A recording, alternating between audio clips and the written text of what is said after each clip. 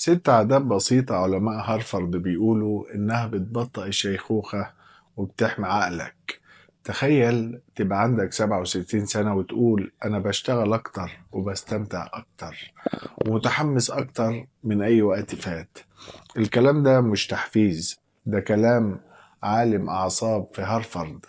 والسؤال الحقيقي، هي الشيخوخة حتمية ولا احنا بنسرعها بإيدينا؟ في تقرير لصحيفة واشنطن بوست، عالم اسمه رودولف تانزي، واحد من أهم المتخصصين في صحة الدماغ. الراجل ده مش بس بيدرس الزهايمر، ده عامل خطة اسمها تشيلد. الخطة دي مش بتوعدك تعيش للأبد، لكن بتقولك ازاي تكبر في السن من غير ما عقلك ينهار وتحافظ على السن. أول حاجة ذكرها في التقرير النوم، أخطر نقطة الناس مستهينة بيها. تنزي بيقول وانت نايم عقلك مش واقف، بالعكس ده بيعمل تنظيف لسموم ومخلفات ومواد لها علاقة بالزهايمر. كل مرة تدخل نوم عميق كأنك عملت ريزيت لعقلك، عملت له إعادة تشغيل. وأقل من 7 ساعات نوم يبقى أنت بتسيب الزبالة جوه دماغك لسه موجودة. وقيلولة نص ساعة أحسن من ولا حاجة. تاني حاجة عندنا التوتر، القاتل الصامت. التوتر مش إحساس، التوتر كيمياء، مادة اسمها كورتيزول. لو زادت بتاكل خلايا دماغك واحدة واحدة. الموبايل، الإشعارات، الكلام اللي شغال في دماغك طول الوقت، كل ده استنزاف.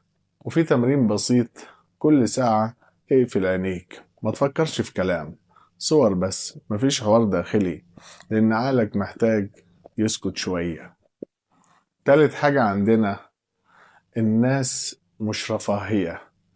يعني ايه الكلام ده؟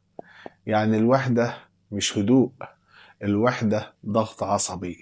التواصل مع ناس بتحبهم، ضحكة في رسالة، دي مش علاقات اجتماعية، دي تمارين للمخ.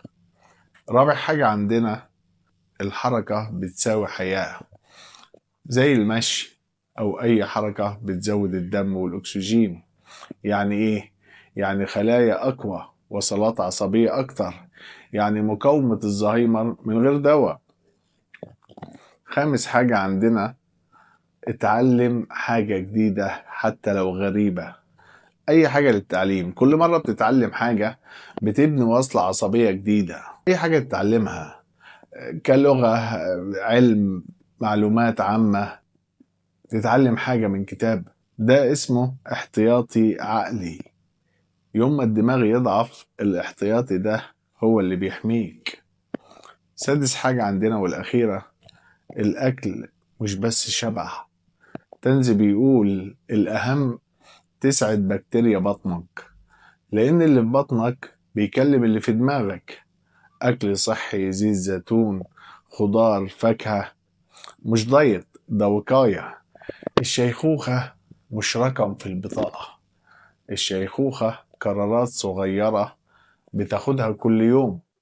تنام ولا تسهر، تهدى ولا تستهلك نفسك. بس السؤال الحقيقي، انت عايش ولا بتعدي الأيام؟